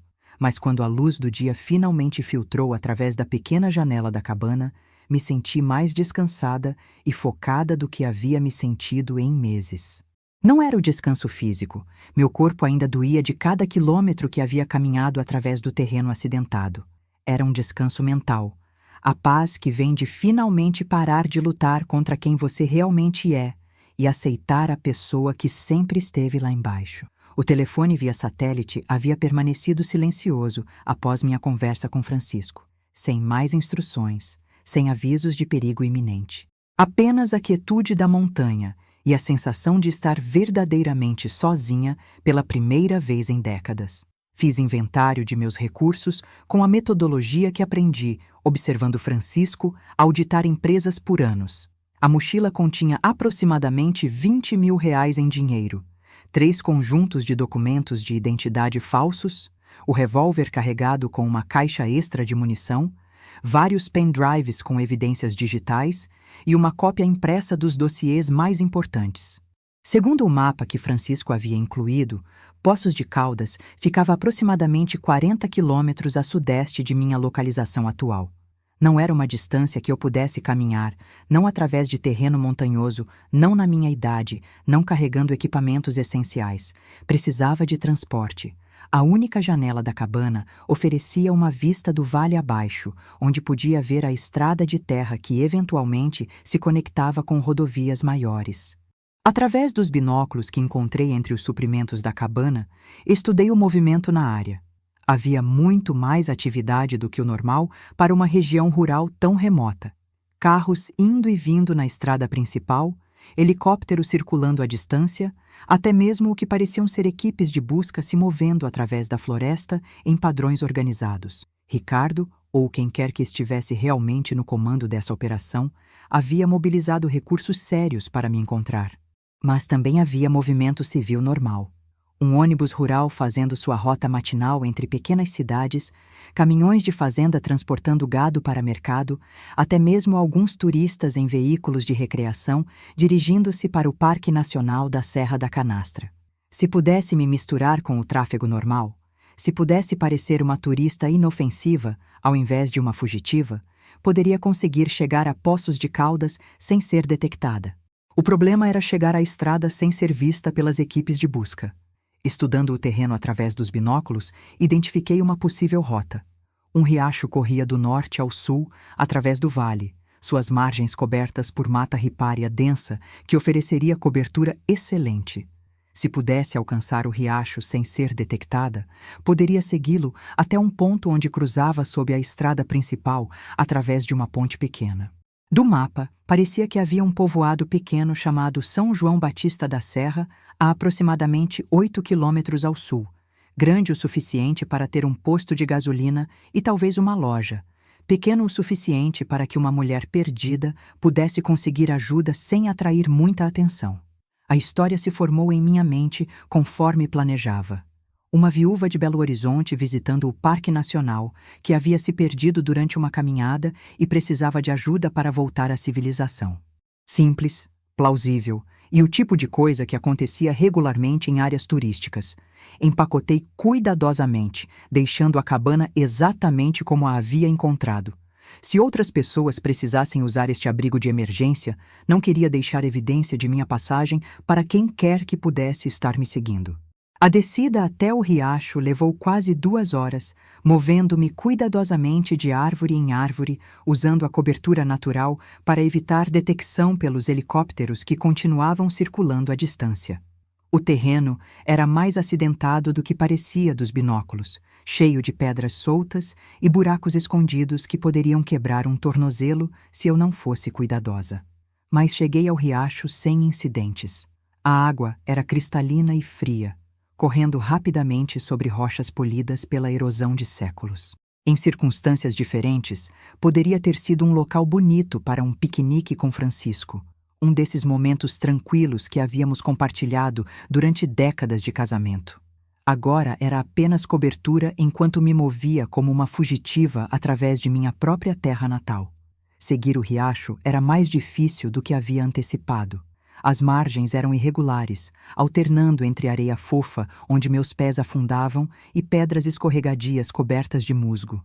Várias vezes tive que atravessar a água quando a vegetação se tornava intransitável, encharcando meus sapatos e meias com água gelada das montanhas. Mas a mata ripária oferecia cobertura excelente. Árvores grandes, jequitibás, perobas, algumas figueiras impressionantes, criavam um dossel denso que me tornava invisível de cima. E o som constante da água corrente mascarava qualquer ruído que eu pudesse fazer ao me mover. Levou mais 3 horas para alcançar a ponte onde o riacho passava sob a estrada. Era uma estrutura simples de concreto, provavelmente construída décadas atrás e mantida apenas adequadamente desde então. Mas me oferecia uma vista clara da estrada principal sem exposição. O tráfego era mais pesado do que havia esperado. Além dos veículos normais rurais, havia claramente equipes de busca disfarçadas, sedãs escuros com vidros fumê, SUVs com mais antenas do que qualquer fazendeiro precisaria, até mesmo alguns veículos que pareciam militares, apesar de não terem marcações oficiais. Estavam levando a busca muito a sério. Mas também havia tráfego legítimo. Um ônibus intermunicipal passou na direção sul a cada 2 horas, segundo pude observar. Caminhões fazendo entregas. Alguns carros de turistas com placas de São Paulo e Rio de Janeiro. Famílias indo para férias no Parque Nacional. Quando um ônibus se aproximou vindo do norte, tomei minha decisão. Subi o barranco cuidadosamente, emergindo da cobertura das árvores apenas quando o ônibus estava quase na ponte. Fiz sinal freneticamente, representando o papel de uma mulher perdida e desesperada, o que, ironicamente, não estava tão longe da verdade. O ônibus parou com um rangido de freios pneumáticos. Era um desses ônibus rurais antigos, mas bem mantidos, que conectam cidades pequenas por todo o interior do Brasil. O motorista, um homem negro de meia-idade com barriga de cerveja e sorriso amigável, abriu a porta e me examinou com preocupação genuína. Senhora, a senhora está bem? O que está fazendo aqui sozinha? Graças a Deus, ofeguei, subindo os degraus. Me perdi fazendo uma trilha no parque. Meu celular não tem sinal aqui, e já estou andando há horas. Era quase a verdade, apenas deixando de fora alguns detalhes sobre homens armados e evidências de corrupção. Ah, isso acontece muito, disse o motorista, balançando a cabeça com simpatia. Turista da cidade não conhece essas montanhas. Para onde a senhora precisa ir? Poços de Caldas, se possível. Tenho família me esperando lá. Este ônibus só vai até São João Batista da Serra, mas de lá a senhora pode pegar conexão para Poços. Vai dar certo? Perfeito. Muito obrigada. Paguei a passagem com dinheiro, evitando qualquer documentação, e me instalei num assento no meio do ônibus. Os outros passageiros eram principalmente trabalhadores rurais e algumas famílias com crianças. Pessoas normais vivendo vidas normais, não fugitivos ou caçadores. Pela primeira vez em dias, me senti quase segura. São João Batista da Serra era exatamente o tipo de cidade pequena que existia aos milhares pelo interior do Brasil. Uma rua principal com igreja católica em uma extremidade, prefeitura pequena na outra. Algumas lojas básicas, um posto de gasolina, uma padaria que provavelmente funcionava como centro social informal da comunidade. Montanhas se erguiam ao redor como paredes naturais, criando um vale pequeno e protegido onde o tempo parecia se mover mais devagar. A rodoviária era apenas uma pequena plataforma de concreto com um telhado simples para a proteção da chuva. Mas havia um cronograma postado mostrando conexões para cidades maiores, incluindo Poços de Caldas. O próximo ônibus sairia em 2 horas. Usei o tempo para me preparar melhor para o que estava por vir. Na farmácia da cidade, comprei alguns itens de higiene pessoal e mudei minha aparência tanto quanto possível num banheiro público. Prendi meu cabelo diferentemente. Usei um pouco de maquiagem para suavizar algumas linhas no meu rosto. Coloquei os óculos de sol que havia encontrado na cabana de caçador. Na loja de roupas, realmente apenas alguns cabides de roupas básicas, numa loja que vendia de tudo, comprei uma blusa diferente e um chapéu que mudaram meu perfil geral. Não era um disfarce profissional, mas poderia ser suficiente para evitar reconhecimento casual. Na padaria, enquanto bebia um café e comia um pão de queijo, ouvi conversas locais sobre a movimentação estranha que havia acontecido durante a noite. Helicópteros voando, carros desconhecidos nas estradas, até mesmo alguns homens da cidade fazendo perguntas sobre uma mulher idosa perdida. A história de cobertura de Ricardo estava funcionando. Para os locais, eu era apenas uma turista confusa que havia se perdido. Ninguém suspeitava que eu era o centro de uma operação de busca que envolvia recursos consideráveis. O ônibus para Poços de Caldas era mais moderno e confortável que o rural que havia me trazido até ali.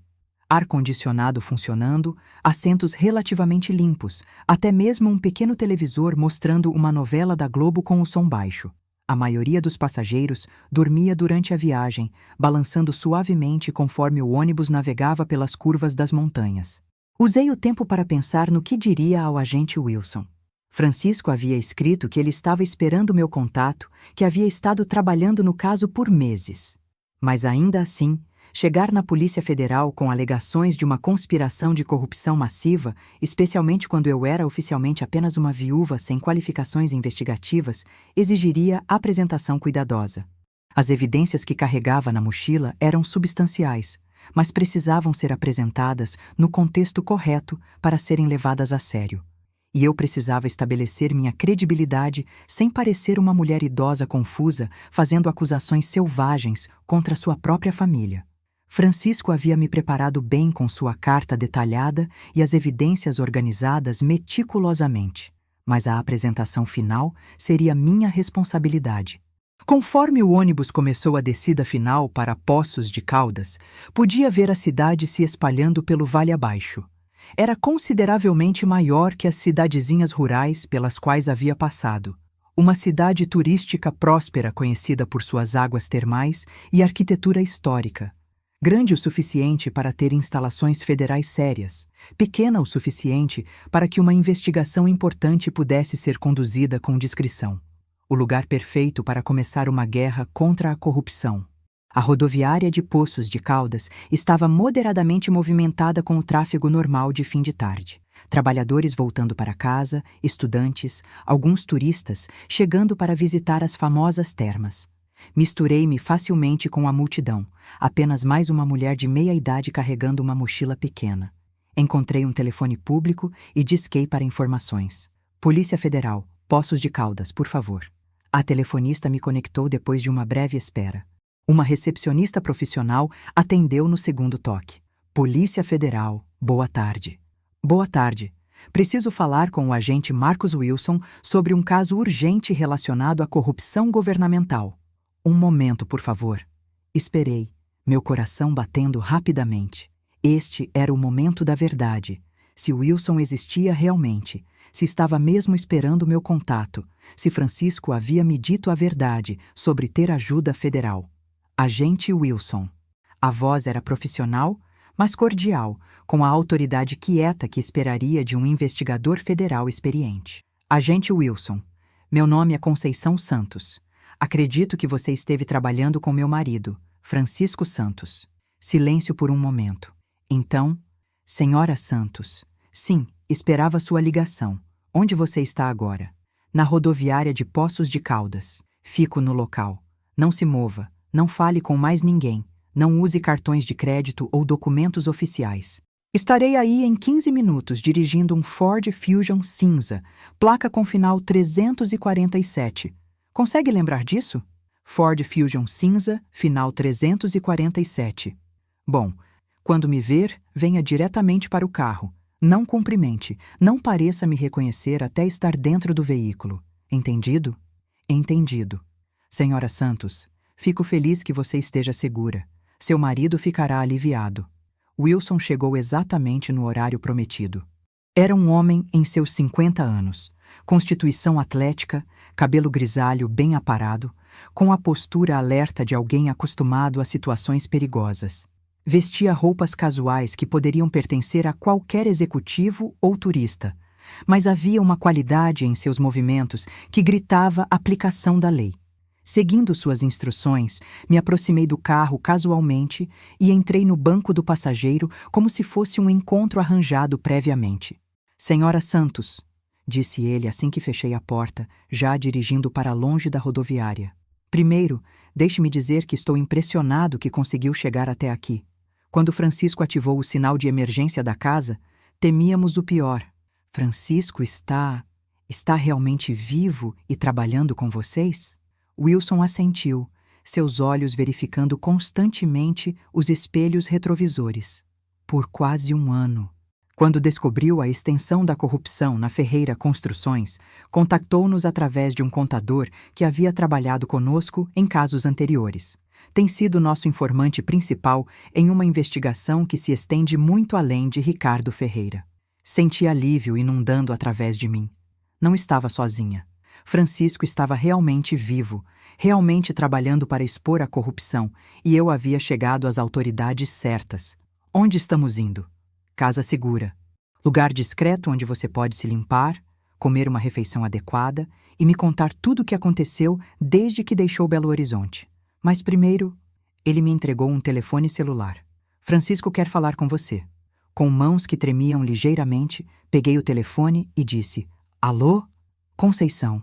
A voz de Francisco era espessa de emoção. Minha corajosa, incrível esposa. Wilson me contou como você escapou da casa, como encontrou o caminho até ele. Estou tão orgulhoso de você. Francisco, Deus meu, ainda não consigo acreditar que você está vivo. Senti tanto sua falta. Eu sei. E sinto muito por cada lágrima que chorou, cada noite que passou sozinha, acreditando que eu estava morto. Mas você fez isso, amor. Chegou ao lugar seguro com as evidências que precisamos. Agora podemos terminar isso. Sofia... Comecei, então parei. Ainda era difícil verbalizar o que nossa filha havia se tornado. Eu sei sobre Sofia. Wilson tem gravações de áudio de conversas dela planejando o que aconteceu com você ontem à noite. Conceição, nossa filha se tornou alguém que não reconheço. Mas isso não significa que não podemos salvá-la ainda. Você acha que ela pode ser salva? Acho que, quando confrontada com as consequências reais de suas escolhas, quando ver que perdeu tudo, você, eu, sua liberdade, talvez ela lembre da pessoa que costumava ser. Mas primeiro, tem que enfrentar justiça. A Casa Segura era uma residência suburbana modesta, em um bairro de classe média de Poços de Caldas. De fora, não se distinguia das outras casas na rua. Jardim bem cuidado, carro na garagem, aparência de normalidade total. Mas Wilson explicou que estava equipada com sistemas de segurança sofisticados e era monitorada 24 horas por equipes de proteção federais. Não é luxuosa, disse ele enquanto me conduzia através da porta da frente, mas é completamente segura. E você pode ficar aqui quanto tempo for necessário enquanto preparamos o caso. Dentro, a casa era confortável, sem ser elaborada. Móveis funcionais, televisão, cozinha totalmente equipada. Havia evidências de que outros haviam ficado aqui antes, alguns livros em idiomas diferentes, roupas em vários tamanhos nos closets, o tipo de impessoalidade que vem de ser um lugar temporário para pessoas em situações difíceis. Primeira coisa, disse Wilson, me conduzindo para uma sala que havia sido convertida em escritório. Preciso ver as evidências que você trouxe. Francisco disse que você deveria ter cópias digitais de todo o material mais importante. Esvaziei a mochila sobre a mesa do escritório. Os pendrives, os documentos impressos, as fotografias que Francisco havia compilado tão cuidadosamente. Wilson examinou tudo com olho profissional, ocasionalmente assobiando baixo quando via algo particularmente condenatório. Isto é extraordinário, disse ele finalmente. Seu marido é um investigador natural. Esta documentação é mais abrangente que muitos casos que vi em décadas de investigação federal. Com isso, temos evidências suficientes para processar não apenas Ricardo Ferreira e sua rede imediata, mas provavelmente dúzias de funcionários públicos, políticos e empresários em todo o estado. E Sofia? Perguntei, ainda lutando para aceitar que minha própria filha estava envolvida. Wilson hesitou antes de responder. As evidências contra sua filha são particularmente sólidas. Francisco foi meticuloso em documentar o envolvimento dela, talvez porque ele próprio tinha dificuldade em aceitar. Temos registros bancários mostrando transferências de suas contas pessoais para empresas de fachada, fotografias dela em reuniões secretas com associados de Ricardo, até mesmo gravações de áudio onde ela discute como lidar com o problema Francisco. Meu coração se partiu novamente. Posso ouvir as gravações? Tem certeza de que quer? Algumas são bastante explícitas sobre as intenções dela. Respirei fundo. Preciso saber a verdade toda. Wilson conectou um pequeno gravador digital e pressionou play. A voz de Sofia encheu a sala, minha filha, mas falando com uma frieza que eu nunca havia ouvido antes. O velho está se aproximando demais, dizia ela. Ricardo, você precisa fazer alguma coisa antes que ele destrua tudo que construímos. É seu pai, Sofia, respondia a voz de Ricardo. Não podemos simplesmente... Ele não é mais meu pai, interrompia Sofia com uma dureza que me fez estremecer. Meu pai morreu quando decidiu nos trair. Este homem é apenas uma ameaça que precisa ser eliminada. Wilson parou a gravação. Há mais, mas acho que você entendeu a ideia. Sentei em silêncio por vários minutos, processando a realidade de que minha filha havia se tornado alguém capaz de falar sobre assassinar o próprio pai com tamanha frieza. A Sofia que eu havia criado, que havia sido uma criança doce e uma jovem idealista, havia desaparecido completamente. O que acontece agora? Perguntei finalmente. Agora começamos o processo de construir casos criminais federais contra todos os envolvidos. Com as evidências que Francisco coletou e o que você trouxe, podemos começar fazendo prisões dentro de uma semana. Mas primeiro, precisamos garantir sua segurança e a dele. Quando posso ver Francisco? Amanhã, se quiser. Ele está em uma casa segura similar a cerca de 2 horas daqui. Tenho estado ansioso para vê-la pessoalmente desde que soube que você havia chegado segura. A perspectiva de ver meu marido novamente, realmente vê-lo, tocá-lo, confirmar que estava vivo, era quase avassaladora. Mas também havia algo mais que precisava ser discutido. Agente Wilson, quero testemunhar contra todos eles, incluindo Sofia. Senhora Santos, não é necessário que... É necessário para mim, interrompi. Minha filha tentou me matar. Ela escolheu dinheiro sobre família, corrupção sobre integridade. Se não houver consequências para suas ações, ela nunca terá a chance de se tornar novamente a pessoa que deveria ser. Wilson me estudou cuidadosamente. Testemunhar contra sua própria filha em um julgamento criminal federal não será fácil. A defesa tentará retratá-la como uma mãe vingativa, tentará questionar sua credibilidade, tornará o processo muito pessoal e doloroso. Deixe eles tentarem, disse com uma determinação que me surpreendeu. Por 68 anos, fui a mulher que evitava conflitos, que mantinha a paz familiar, que fingia não ver problemas para manter todos felizes. Mas essa mulher morreu na Serra da Canastra. A mulher que está sentada aqui agora está pronta para lutar por justiça, não importa quão doloroso seja. Os 2 meses seguintes passaram em uma sucessão de reuniões, depoimentos e preparação para julgamento. A Casa Segura se tornou o meu lar temporário, um lugar onde podia processar tudo o que havia descoberto sobre minha vida anterior, enquanto me preparava para dar início a uma vida completamente nova. Francisco e eu nos reencontramos em uma manhã emocional que nos deixou ambos chorando e rindo ao mesmo tempo. Ele havia envelhecido visivelmente durante nossos meses de separação.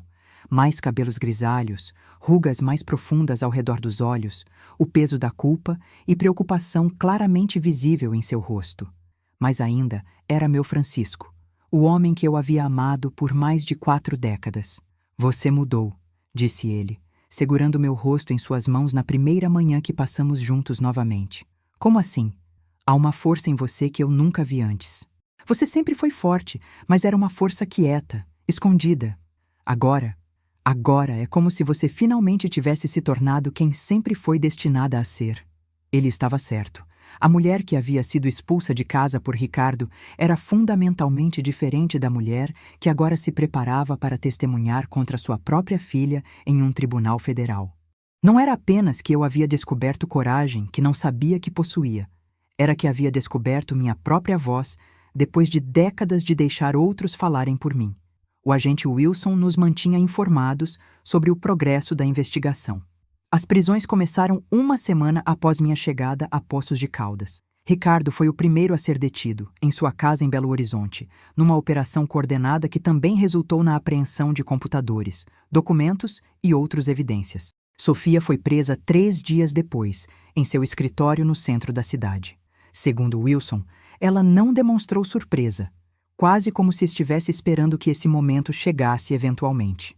Ela pediu um advogado imediatamente e se recusou a responder qualquer pergunta, relatou Wilson. Mas os advogados dela já estão tentando negociar um acordo. Eles sabem que as evidências são esmagadoras. Que tipo de acordo? Provavelmente testemunhar contra os peixes maiores em troca de uma sentença reduzida. Há pessoas envolvidas nesta rede que são muito mais importantes que Ricardo ou Sofia.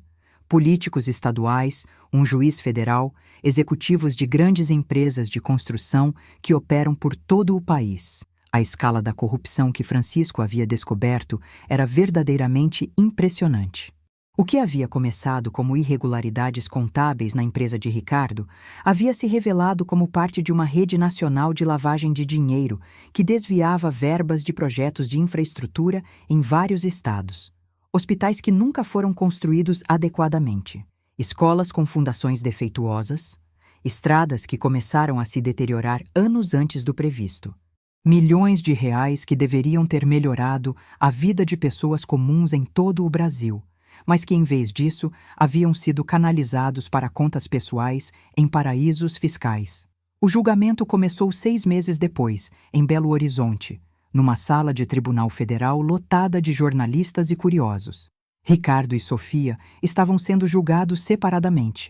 Ele por liderar a operação de lavagem de dinheiro, ela por participação ativa e por conspiração para cometer assassinato. Os promotores federais haviam decidido que meu caso, a tentativa de homicídio na propriedade da Serra da Canastra, seria usado como evidência da extensão que a rede estava disposta a ir para proteger seus segredos. Quando chegou minha vez de testemunhar, olhei diretamente nos olhos de Sofia do banco das testemunhas. Ela estava magra demais, seu rosto pálido de meses na prisão. Usava um terno conservador que seus advogados haviam obviamente escolhido para fazê-la parecer respeitável e arrependida. Mas não vi arrependimento em seus olhos. Vi raiva por ter sido pega. Senhora Santos, começou o promotor federal, pode nos contar sobre a noite de 15 de março, quando chegou à propriedade em São Roque de Minas? Por 2 horas, relatei minha história para o tribunal. A descoberta da casa secreta. A carta de Francisco revelando que ele estava vivo. Os homens armados que haviam vindo para me matar. Minha fuga através dos túneis subterrâneos. Quando terminei, o advogado de defesa de Sofia se levantou para o interrogatório. Senhora Santos, não é verdade que você estava confusa e desorientada após a morte de seu marido? Não, não estava. Não é verdade que você pode ter mal interpretado eventos normais como ameaças por causa de seu estado emocional? Homens armados invadindo uma casa não são eventos normais, Dr. Oliveira. Mas você não pode ter certeza de que esses homens tinham intenções violentas. Eles disseram explicitamente que iam me encontrar e depois queimar tudo. Como interpretaria isso? O advogado tentou várias outras linhas de questionamento, todas destinadas a me retratar como uma mulher idosa, confusa, cujo testemunho não era confiável. Mas eu havia passado meses me preparando para este momento e cada pergunta foi respondida com clareza e determinação. O momento mais difícil veio quando o promotor me pediu para identificar as gravações de áudio de Sofia planejando a eliminação de Francisco. Reconhece essa voz, senhora Santos? Sim, disse, minha voz quebrando apenas ligeiramente. É minha filha. E como se sente ao ouvir sua filha discutindo planos para assassinar seu pai? Olhei diretamente para Sofia antes de responder. Sinto-me devastada, porque a mulher nessas gravações não é a filha que criei. A filha que criei tinha consciência, compaixão, um senso de certo e errado. Essa mulher é uma estranha. O julgamento de Ricardo durou 3 semanas, o de Sofia, 2. Francisco também testemunhou, apresentando metodicamente as evidências que havia coletado ao longo de meses de investigação clandestina. Sua apresentação foi magistral, clara, organizada, devastadoramente abrangente. Outros cúmplices foram chamados para testemunhar em troca de sentenças reduzidas. Um por um, eles descreveram como a rede operava, como os contratos eram manipulados, como o dinheiro era lavado através de empresas fantasmas, e um por um, eles confirmaram o papel central de Ricardo e Sofia na operação. Ricardo foi considerado culpado em todas as acusações e sentenciado a 25 anos de prisão federal.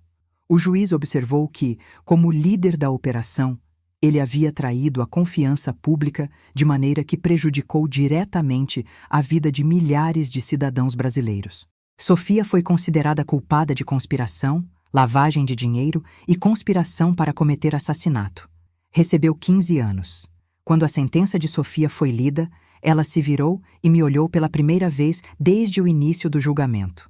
Por um breve momento, vi algo em seus olhos que poderia ter sido arrependimento, ou talvez apenas autocomiseração. Não importava mais. A justiça havia sido feita. Dúzias de outros foram processados nos meses seguintes. 2 senadores estaduais, um juiz federal, prefeitos de 4 cidades, executivos de 6 grandes empresas de construção. A rede de corrupção que Francisco havia descoberto se revelou ainda mais extensa do que qualquer um havia imaginado. As mudanças resultantes foram substanciais. Novas leis foram aprovadas exigindo maior transparência nos contratos públicos. Agências de supervisão foram criadas para monitorar projetos de infraestrutura. O caso se tornou um marco na luta contra a corrupção governamental no Brasil.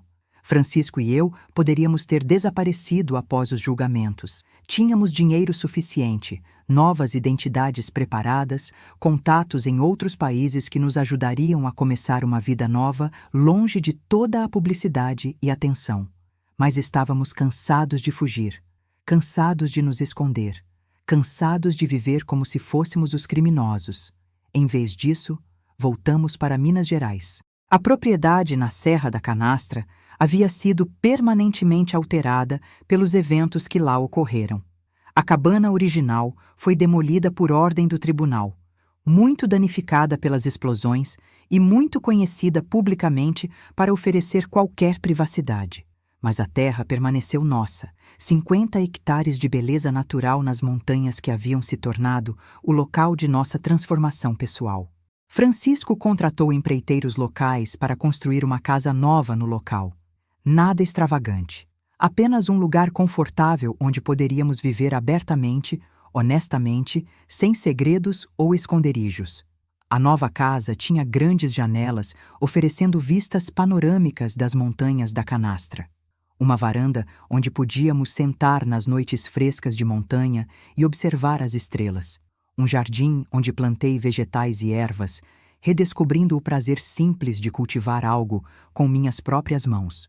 Era uma vida mais simples que a que havíamos tido em Belo Horizonte, mas infinitamente mais honesta. Dona Margarete se juntou a nós, a mulher corajosa que havia arriscado tudo para me ajudar quando era uma completa estranha. Seu rancho havia sido completamente destruído durante os eventos daquela noite terrível, mas ela nunca expressou arrependimento por ter me ajudado. Algumas coisas são mais importantes que propriedade, disse ela quando oferecemos para ela ficar conosco permanentemente. Justiça é uma delas. Ela trouxe sua sabedoria prática, seu humor seco e sua perspectiva fundamentada, que nos ajudou a manter os pés no chão durante os períodos difíceis que se seguiram. Ela se tornou a família que escolhemos, preenchendo o vazio deixado pela traição de Sofia.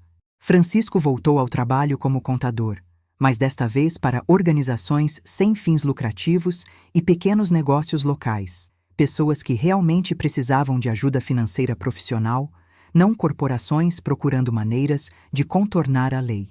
Comecei a trabalhar com famílias de vítimas de crimes, ajudando outros a navegar o sistema legal que havia se tornado tão familiar para mim. Era trabalho emocionalmente difícil, mas profundamente gratificante ajudar pessoas que se sentiam impotentes contra forças maiores que elas. Também comecei a falar em conferências sobre corrupção governamental, contando minha história para auditórios de funcionários públicos, estudantes de direito, grupos cívicos. Era estranho ser vista como uma especialista em algo que havia aprendido através de experiência terrível, mas se minha história pudesse ajudar outros a reconhecer e combater a corrupção, valia a pena o desconforto. A corrupção não é um crime sem vítimas, eu sempre dizia nas palestras. Cada real desviado de um projeto público é dinheiro roubado de hospitais que salvariam vidas, escolas que educariam crianças, estradas que conectariam comunidades. E quando pessoas comuns ficam em silêncio diante da corrupção, seja por medo ou conveniência, nos tornamos cúmplices. Nos estabelecemos numa rotina tranquila, mas significativa. Francisco trabalhava em seu escritório nas manhãs. Eu atendia clientes ou preparava palestras. As tardes eram nossas, caminhadas pelas trilhas que cercavam nossa propriedade, trabalho no jardim, Longas conversas na varanda enquanto observávamos o sol se pôr sobre as montanhas. Noites eram para leitura, para assistir às novelas brasileiras que sempre havíamos gostado, para simplesmente desfrutar da companhia um do outro, de maneiras que não tínhamos conseguido durante meses de separação forçada. Era uma vida mais pobre em bens materiais que nossa existência anterior em Belo Horizonte, mas imensamente mais rica em significado. Às vezes, tarde da noite, quando o vento uivava através das montanhas da Canastra, ainda pensava na mulher que eu havia sido, a esposa dependente, a mãe ingênua que nunca questionou, nunca desafiou, nunca se levantou por si mesma. Ricardo estava certo sobre uma coisa: eu havia sido fraca. Não fisicamente, embora agora soubesse que era muito mais resistente do que jamais havia imaginado, mas emocionalmente e mentalmente. Havia me permitido ser definida inteiramente através de meus relacionamentos com outros, nunca desenvolvendo minha própria identidade independente. Mas ele estava errado sobre minha capacidade de mudança. Quando forçada a escolher entre quebrar e se adaptar, não quebrei. Descobri um núcleo de força que nunca soube que existia. 6 meses após os julgamentos, recebi uma carta de Sofia na prisão. Minhas mãos tremeram quando a abri, não sabendo o que esperar. Raiva? Justificativas? Pedidos de perdão que seria difícil de dar? Mãe, começava, na caligrafia cuidadosa que eu lembrava dos deveres de casa da escola secundária. Sei que não tenho o direito de escrever para você depois de tudo que fiz. Sei que tentei te machucar de maneiras que são imperdoáveis, mas precisava que soubesse. Não passa um dia sem que eu me arrependa de minhas escolhas. O dinheiro, o poder, o estilo de vida luxuoso parecia tão importante na época. Ricardo me convenceu de que merecíamos tudo o que pudéssemos pegar, que as regras eram para outras pessoas, que éramos mais espertos que o sistema. Agora vejo que perdi as únicas coisas que realmente importavam: minha família, minha integridade, minha alma.